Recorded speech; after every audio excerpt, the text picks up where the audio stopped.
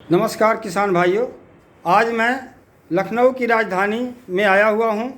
उद्यान एवं खाद्य प्रसंस्करण विभाग के आदरणीय निदेशक जी के पास और विभाग की योजनाओं के बारे में जानने के लिए आप पास आया हूं। ले चलता हूं उनके पास आपको। सर, आप हमें विभाग की योजनाओं के बारे में हमारे किसान भाइयों को बताएं। किसान भाइयों, औद्यानिक फसलों के लिए हमारी मुख्य रूप से 3 ऐसी प्रमुख योजनाएं हैं जिनसे आप अपना उत्पादन और अपना तुड़ाई उपरांत प्रबंधन आराम से कर सकते हैं। ये हैं MIDH एकीकृत बागवानी मिशन, दूसरा राष्ट्रीय कृषि विकास मिशन और तीसरा PMKSY प्रधानमंत्री कृषि सिंचाई योजना। इनके माध्यम से आप अपना एक तरह से औद्यानिक फसलों का सर्वांगीण विकास कर सकते हैं। एक नई योजना हम लोगों ने प्रारंभ की है, वो गंगा के तटीय क्षेत्रों में औद्यानिक विकास।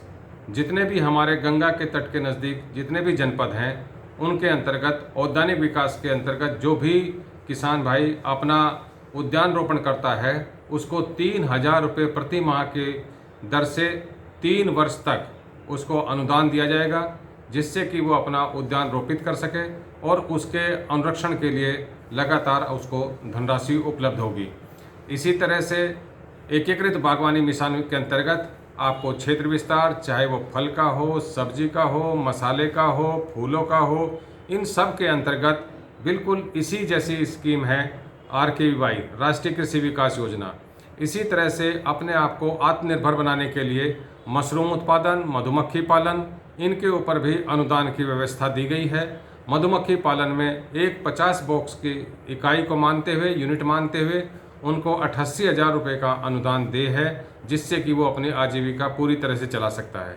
इसी तरह से मशरूम उत्पादन में एक किसान अगर 20 लाख का उत्पादन का प्रोजेक्ट देता है तो 40% के दर से हम 8 लाख रुपए तक की इसको छूट देते हैं, अनुदान देते हैं इसमें।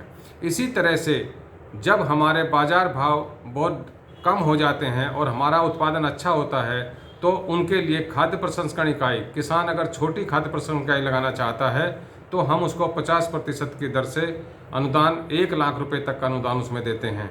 इसी तरह से कोल्ड रूम बनाने के ऊपर अगर आप कोल्ड रूम बनाते हैं तो 15 लाख रुपए का कोल्ड रूम की लागत है, उसका 40% हम उपलब्ध कराते हैं।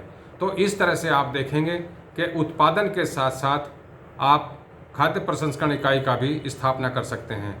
कुछ ऐसे उद्यमी हैं जो नए क्षेत्र में आना चाहते हैं और प्रदेश के सभी जनपदों में PMFME एक तरह से ये योजनाएं हैं जो हमारे ODOP हैं, उन उत्पादों के अनुसार नई यूनिट लगानी हो या पहले से ही उद्योग हो और उसका अपग्रेडेशन करना हो, तो इसमें 35% की दर से अधिकतम 10 लाख रुपए का अनुदान दिया जा रहा है। इसके लिए सभी जनपदों में हमारे DRP तैनात हैं।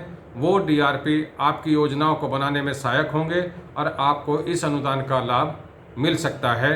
इस तरह से अगर आप देखेंगे तो औद्यानिक फसलों के उत्पादन, उनके संरक्षण और उसके साथ साथ वैल्यू एडिशन का काम के लिए वे सभी योजनाएं हैं।